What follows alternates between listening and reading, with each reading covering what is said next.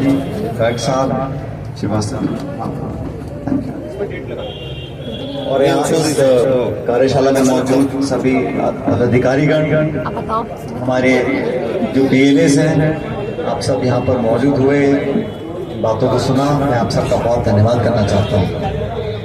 साथियों, आज जिस काम के लिए हम इकट्ठा हुए हैं इतना महत्वपूर्ण है और इतना जरूरी है, मैं आपको शब्दों में बयान नहीं कर सकता। ये बात सच है कि देश भर में, जैसा राहुल जी ने कहा, अनेक राज्यों में ऐसा देखने को आया कि एक मकान में 200, 250, 300 वोट बने हुए हैं। जो व्यक्ति जिंदा है उन्हें मरा दिखाया गया है, जो मृत हैं वो हंसते खेलते घूम रहे हैं। तो जो त्रुटियां हुई हैं ये कहीं ना कहीं अनजाने में नहीं हुई। और हरियाणा में 25 लाख वोटों की हेराफेरी हुई है, 25 लाख वोट।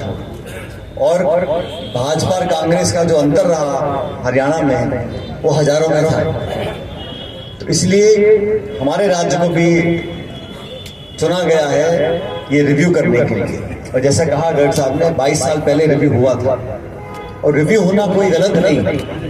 और मैं तो खुद बढ़ चढ़ कर बोलता हूँ, जो जायज नहीं है, जो गैर कानूनी है, जो मतदाता अधिकार उसके पास नहीं है मत देने का, उसको देश का नागरिक होते हुए मत देने का अधिकार नहीं होना चाहिए। लेकिन ये बात भी सच है, हमारे लोकतंत्र के लोग दुनिया भर में बड़ाइयां करते थे। और आपने सुना होगा, देखा होगा, हम अखबारें पढ़ते हैं, निर्वाचन आयोग पहाड़ में, रेगिस्तान में, सरहद पर, जहां किसी गांव ढाणी में एक मकान है, 2 लोग रहते हैं, उन तक पहुंचने के लिए जानवरों पर मशीनें लादकर 2-2 दिन पैदल चलकर जाता था, ताकि झोपड़ी में रहने वाला हमारा पहाड़ में, हिमालय में, रेगिस्तान में भी हो तो उसका एक वोट वंचित ना रह जाए। उस भावना के साथ निर्वाचन आयोग काम करता था, क्योंकि लोकतंत्र तब मजबूत है जब हमारी व्यवस्थाएं मजबूत है। और व्यवस्था को अब सेंध मारने का जो कार्यक्रम केंद्र सरकार कर रही है वो हम सबके सामने है। लेकिन अभी 2 दिन पहले जयपुर में इसी विषय को लेकर कार्यक्रम हुआ था। अध्यक्ष जी वहां मौजूद थे। मैंने उनको तब कहा, मैंने कहा यहाँ पर हम बात को सुनकर चले जाएं और हमारे निर्वाचन क्षेत्र में, हमारे जिले में अगर हम सारी चेतावनियों को जानते हुए भी इस अवसर को जो चुनौती लोग मानते हैं, मैं इसको एक ऐसे समय मानता हूं कि इसको हम पलट सकते हैं, क्योंकि जनता की आवाज को कोई दबा नहीं सकता, वाजिब हक अधिकार को कोई छीन नहीं सकता। और मैं तो गर्ग साहब का देखा था प्रेजेंटेशन, आप में से बहुत से लोग पहली बार सुन रहे होंगे, तो देखने सुनने में लगता बहुत मुश्किल है, बहुत जटिल है। छोटी बात बताता हूं मैं, जो आपके पहले उतर जाए। सीधी सी बात यह है, ये फार्म घर पे आएगा सबके, और जो अपना BLO है उसको 3 बार जाके दस्तक देनी है। आप घर में काम कर रहे हो, मजदूरी कर रहे हो, खेती कर नहीं हो, तो 3 बार आएगा वो ये फॉर्म। और ये फॉर्म व्यक्ति विशेष का है, ये एक बोरी बंद करके छोड़ जाए गांव के ढाणी में, ले भाई बात, ऐसा नहीं है। हर व्यक्ति का एक फॉर्म है, ये फॉर्म आपके पास आएगा। और जिन्होंने 2002 में उनका नाम था, सिर्फ अपना नाम भर के डालना है, कोई लंबा चौड़ा काम नहीं है। मसला तब है जब आपका नाम 2002 की लिस्ट में नहीं था, उसके लिए आपको फॉर्म भरना पड़ेगा। और जो प्रमाण 2, 4, 5, 6 क्राइटेरिया मिल जाएंगे, बहुत मुश्किल नहीं है उसमें। मैं इतना बताना चाहता हूं, जो फॉर्म 6 है, जो नया मतदाता है, जो 4 दिसंबर तक अपना नाम नहीं जुड़वा पाएगा, उसको फिर एक नए मतदाता के रूप में अपना नाम जुड़वाना पड़ेगा। वो फॉर्म 6 ही है। और हर BLA सिर्फ 50 फॉर्म जमा करा सकता है प्रतिदिन, और हर बूथ पे 1200-1300 वोट होती, से ज्यादा वोट होती नहीं है। तो 50 से ज्यादा एक BLA एक दिन में फॉर्म नहीं दे सकता जुड़वाने के लिए। लेकिन मैं ऐसा मानता हूं कि हमें वहां तक जाना ही नहीं है। हमें तो पहले चरण में 4 दिसंबर को अपना डालना है। अगर अब प्रमाण पूरे नहीं है, ID नहीं है, किसी के पास एपिक नंबर गलत है, मोबाइल गलत है, एक बार फॉर्म चढ़ जाए, जो बोलता है प्रोविजनल रोल, जो ड्राफ्ट रूल बनेगा उसमें नाम चढ़ जाएगा, उसके बाद आपको बहुत मौके मिलेंगे। और बात नोटिस तो बड़ा गलत शब्द है, आप नोटिस इस बात का है, वो तो आपसे आवेदन कर रहे हैं कि भाई हमें कुछ प्रमाण दे दो, अपना आधार कार्ड दे दो या कोई ड्राइवर लाइसेंस दे दो, जो भी दे दो। तो नोटिस वोटिस कोई खरीदने वाली बात नहीं है, वो तो प्रमाण मांगेंगे आपसे, लेकिन ये काम आप सब लोगों का है।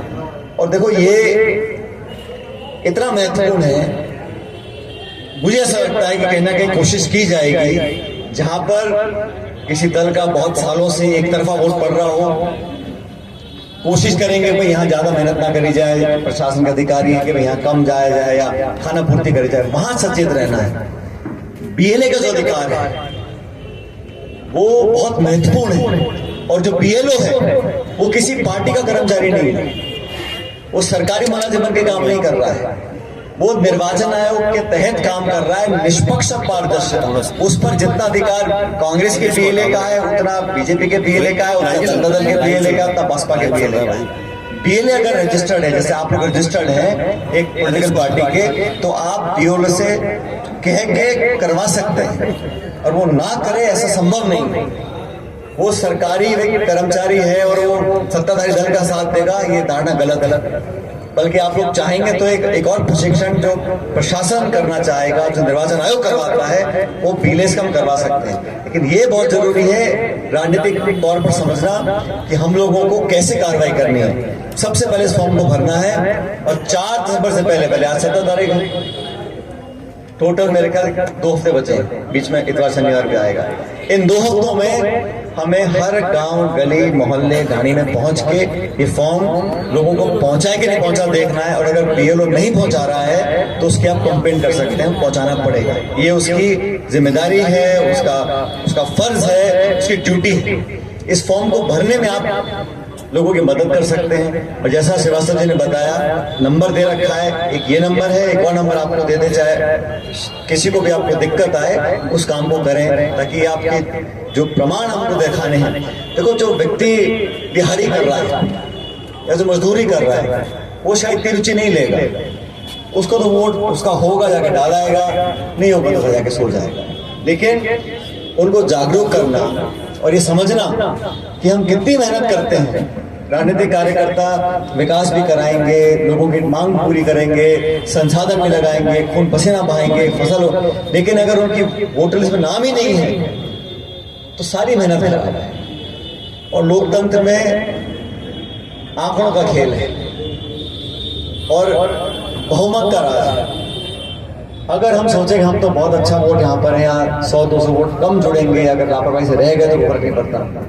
एक वोट की कीमत है, और ये मौका है इस देश में जो माहौल आज बना हुआ है, जो जैसा मैं कई बार पहले समझा चुका हूं आपको, निर्वाचन आयोग की जो नियुक्ति होती थी, जो मुख्य निर्वाचन आयोग का जो कमिश्नर हेड है, उसकी नियुक्ति होती थी 3 लोग करते थे, प्रधानमंत्री, नेता प्रतिपक्ष और चीफ जस्टिस ऑफ इंडिया। जो सर्वोच्च न्यायालय के मुख्याधीश हैं, वो 3 लोग मिलकर करते थे। अब हाल ही में उनकी जो चुनाव प्रक्रिया है, चीफ इलेक्शन कमिश्नर उसको बदल दिया, उसमें प्रधानमंत्री, गृह मंत्री और नेता प्रतिपक्ष 3 लोग हैं, 2-1 का बहुमत हमेशा सरकार के पास रहेगा। तो जिसको मर्जी चाहे वो बना सकते हैं निर्वाचन आयोग का मुखिया। ये क्यों किया गया? किसने डिमांड रखी थी? जब 70 साल से चीफ जस्टिस एक पार्ट होता है, चीफ जस्टिस न्यूट्रल पार्टी है, एक प्रधानमंत्री, नेता प्रतिपक्ष, तो ये प्रक्रिया को क्यों बदला गया? कोई सवाल पूछने को तैयार नहीं है। निर्वाचन आयोग ने बिहार के अंदर बिजनेस अच्छा हो सकता है, लेकिन अगर नाम नहीं दिखा तो पहचान कैसे बनेगी? अब टेंशन छोड़िए, द फैक्ट इंडिया आपके बिजनेस को देगा वो पहचान जो पूरे राजस्थान में हर किसी तक पहुंचे। न्यूज चैनल पर विज्ञापन, पॉडकास्ट और प्रमोशन के जरिए आप सीधे 5 लाख सब्सक्राइबर और 10 करोड़ से ज्यादा व्यूज तक अपनी पहुंच बना सकते हैं। तो देर किस बात की, आज ही द फैक्ट इंडिया से जुड़िए और अपने बिजनेस को बनाइए हर घर का नाम।